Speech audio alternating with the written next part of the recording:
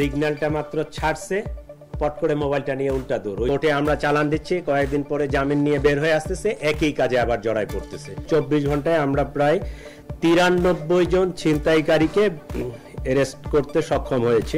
বিভাগ ওয়াইজ একটা পরিসংখ্যান দেই, তাহলে রমনা বিভাগে আমাদের 8 জন, মতিঝিল বিভাগে 14 জন, লালবাগ বিভাগে 26 জন, ওয়ারি বিভাগে 10 জন, তেজগাঁও বিভাগে 19 জন, মিরপুর বিভাগে 4 জন, উত্তরা বিভাগে 8 জন, গুলশান বিভাগে 4 জন, মোট 93 জন অ্যারেস্ট হয়েছে।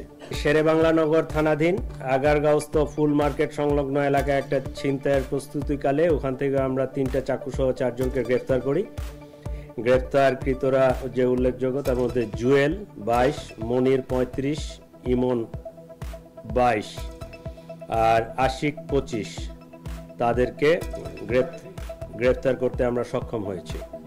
একটা উল্লেখযোগ্য ঘটনা, গত কয়েকদিন আগে যে মোহাম্মদপুরে একটা দিনে দুপুরে একটা ছিনতাইয়ের ঘটনা ঘটে, ওই একজনের কান চাপাতি দিয়ে কাটছে, এরকম দেখছেন আপনারা, নোটিস হয়েছে মনে হয়। এই ঘটনায় আমরা 4 জনকে অ্যারেস্ট করছি, 4 জনকে অ্যারেস্ট করতে সক্ষম হয়েছি। এর মধ্যে 2 জন অলরেডি স্বীকার করছে, আর 2 জন ওরাও হয়তো আশা করতেছি করবে।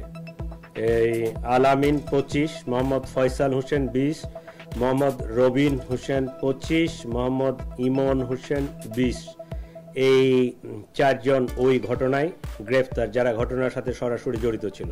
আমাদের এই ছিনতাই প্রতিরোধে আমরা যে নির্দেশনাগুলো দিয়েছি, যে ব্যবস্থাগুলো নিয়েছি, তার মধ্যে উল্লেখযোগ্য যদি আমরা বলি, সেটা হচ্ছে আগে আমাদের ওই ছিনতাই প্রবণ এলাকাগুলোকে চিহ্নিত করা, ক্রাইম প্রবণ এলাকাগুলোকে চিহ্নিত করা, কারা এই ছিনতাইয়ের সাথে জড়িত তাদেরকে চিহ্নিত করা এবং তাদেরকে অ্যারেস্ট করার সর্বাত্মক প্রচেষ্টা চালানো। আমরা ফুট পেট্রোল, বাইক পেট্রোল, মোটরসাইকেলে 2 জন, একজন অফিসার, একজন কনস্টেবল অথবা এসআই দিয়ে, এবং গাড়িতে পেট্রোল, 3 ধরনের পেট্রোলেই এটা আমরা করাচ্ছি। এবং এই পেট্রোলগুলো যেহেতু এখন শীতের রাত এবং গভীর রাতেও ছিনতাইয়ের ঘটনা ঘটতেছে, বিশেষ করে দূরপাল্লার যাত্রী যারা শেষ রাতের দিকে আসে নামে, এদের নির্দেশনা হচ্ছে যে ডিসি প্রসিকিউশনের মাধ্যমে এরা যেন অতি সহজে জামিন না পেয়ে যায়। কারণ দেখা যায় যে যারা এই কাজের সাথে অভ্যস্ত, ওই কোর্টে আমরা চালান দিচ্ছি, কয়েকদিন পরে জামিন নিয়ে বের হয়ে আসতেছে, একই কাজে আবার জড়াই পড়তেছে। তো তারা যেন জামিনটা না হয়, বিশেষ করে এই যে মহানগরীতে আমরা প্রায় 2 কোটির মতো লোক বসবাস করি, তাদের নিরাপত্তার কথা চিন্তা করে তাদের আমরা কোর্টকে বা সংশ্লিষ্ট বিচারকদেরকে রিকোয়েস্ট করব যেন তারা খুব সহজে জামিন যেন না পেয়ে যায়, আমাদের নিরাপত্তার কথাটা চিন্তা করে। তো মোবাইল পেট্রোলগুলো যেন ঠিকঠাক মতো কাজ করে, এই কারণে আমাদের এমনি নর্মাল মনিটরিং আছে, তারপরও এই সময়ের জন্য আমরা অতিরিক্তভাবে প্রত্যেক ডিভিশনের এসি এডিসি তাদেরকে আমরা নিয়োগ করেছি। প্রত্যেক রাতে তার ডিভিশনের ডিসি সাহেবের যে জুরিডিকশন, যতটুকু এলাকা, ওই এসি সাহেবের অতটুকু এলাকা, রাত্রে যেহেতু রাস্তা ফাঁকা থাকে, এই এলাকায় সে গাড়ি নিয়ে মুভে থাকবে এবং সব পেট্রোলগুলোকে সে তদারকি করবে। এছাড়াও আমাদের কন্ট্রোল রুম থেকে প্রতি ঘন্টায় ওই পেট্রোলগুলোকে ওয়্যারলেসে তাদের লোকেশনটা নেবে এবং তারা সজাগ আছে কিনা, কাজ করতেছে কিনা, এগুলো করবে। এই প্রক্রিয়াগুলো আমরা নিয়েছি। ওনার প্রশ্নটা যেটা হয়েছে যে ছিনতাইকারীর আঘাতে একজন সাধারণ মানুষ কিন্তু মারা যাচ্ছে, কিন্তু ছিনতাইকারীর এরকম ফাঁসি বা এটা হয়েছে কিনা, এইটা এই মুহূর্তে আমি স্ট্যাটিস্টিক্সটা দিতে পারবো না, আমার কাছে এই প্রমাণটা নেই। আমি ভেরি নিউ ইন ডিএমপি, আমি এই মাসেই জয়েন করছি। এর আগে অনেক দিনেই আমি তো, আমাকে সিআইডিতে মনে হয় কয়েকজন দেখছেন, সিআইডিতে মাত্র 2 মাস ছিলাম সাইবার ক্রাইম নিয়ে, ওখানে একটু কাজ করার সুযোগ পাইছি 2 মাস। এর আগে আমি এসবিতে প্রায় 14-14.5 বছর এসবিতেই, তো ওই তথ্যটা আমার নাই।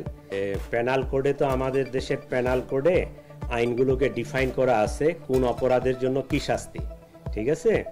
এইটা সিআরপিসির যে ফৌজদারি কার্যবিধি যে আইনটা আছে, এটার তফসিল 2, শিডিউল 2-এ কোন ধারাটা জামিনযোগ্য, কোন ধারাটা জামিনযোগ্য নয়, কোন ধারাটা আপোষযোগ্য, কোন ধারাটা আপোষযোগ্য নয়, এটা ক্লিয়ারলি ডিফাইন করা আছে। কোর্ট আসলে ওইটাই প্রসিডিওর ফলো করে। এটা হয়েছে যে দেখেন, আমাদের ওই যে একটা লোকের স্টেপিং করে মেরে ফেলা যতটা সহজ, কিন্তু তার শাস্তি নিশ্চিত করা একটা দীর্ঘ প্রক্রিয়ার মধ্য দিয়ে যেতে হয়। এবং এই জুডিশিয়াল প্রসিডিউরে অনেকগুলো বিষয় জড়িত। এবং লোয়ার কোর্টে একটা লোকের মৃত্যুদণ্ডও যদি হয়, এইটা এক্সিকিউট করতে তার একদম আপিল করা পর্যন্ত তাকে সময় দেওয়া লাগবে। ওই পর্যন্ত যখন তার ওই মৃত্যুদণ্ডটা বহাল থাকে, তার লাস্ট রিসোর্ট হচ্ছে প্রেসিডেন্সিয়াল মার্সি, ওই পর্যন্তও সে যেতে পারে। এইটা কিন্তু এক লং প্রসিডিওর। এবং আপনি একটা লোকের কিলিং বা মৃত্যুদণ্ড আইনি প্রক্রিয়ায় আপনার যতগুলো প্রসিডিওর আছে, এই প্রসিডিওর ফলো না করে আপনি এক্সিকিউট করতে পারবেন না। এই জন্য এটা কিন্তু টাইম কনজিউমিং ব্যাপার, এটা অনেক টাইম নেয়। এটা প্রসিডিউরে আমাদের দেশে ওইরকম, এইটা আইন এবং কোর্ট আদালত অনেক কিছু জড়িত। ওইটাকে আপনি ওভারকাম করে বাইপাস করে কিছু করতে পারবেন না। ছিনতাইকারী কিন্তু একজন বা দুইজন বা তিনজন। আমরা কিন্তু যতক্ষণ পর্যন্ত আমার নিজের গায়ে না আসে পড়তেছে, ততক্ষণ পর্যন্ত আমি এটা কিন্তু কগনিজেন্সে নিচ্ছি না।